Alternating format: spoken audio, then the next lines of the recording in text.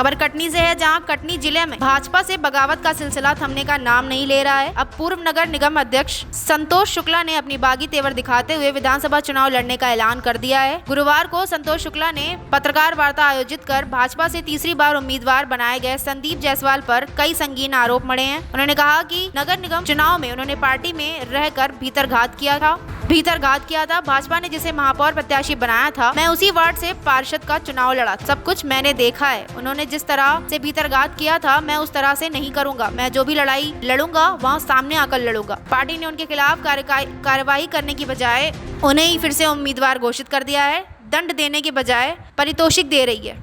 आज 3 दिन हो गए तकरीबन भारतीय जनता पार्टी से विधायक प्रत्याशी की घोषणा हुए, लेकिन शहर का माहौल, पार्टी के कार्यकर्ताओं की विरसता, ऐसा शायद मैंने अपनी उम्र में पहली बार देखा।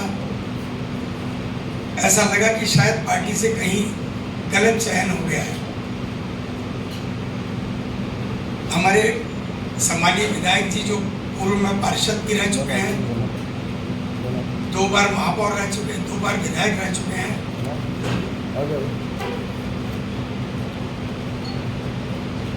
जिनकी समानांतर सरकार चलती है, पार्टी के कार्यकर्ता की सतत उपेक्षा की जाती है, शायद दिल नहीं जीत पाए इतने सबके बाद भी वो आम जन का,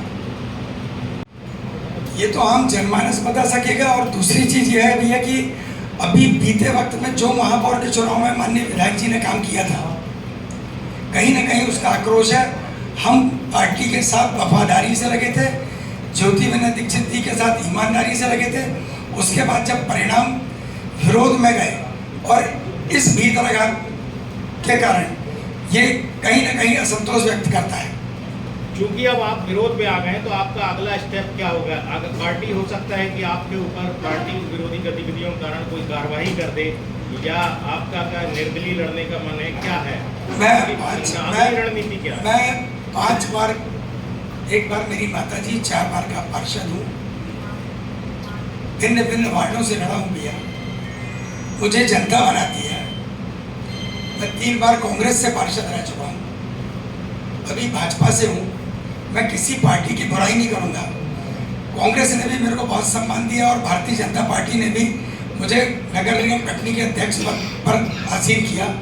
मैं उनका कहीं उनकी बुराई नहीं करूँगा, लेकिन मैं जनता से हूँ, मैं जनता के साथ चलूँगा। मैं कोई भी कदम उठा सकता हूँ। सन 2022 में 5 बालक देवरा में गर्रा नाले में, गर्रा नदी जो है उसमें डूब के खत्म हुए थे। पिछली पंचवर्षीय में चुनाव के पहले माननीय विधायक जी द्वारा ये बताया गया कि सुर्खी टैंक के सौंदर्यीकरण के लिए 6 लाख रुपए, 6 करोड़ रुपए आवंटित हुआ है, जिसकी पहली किस्त आ चुकी है।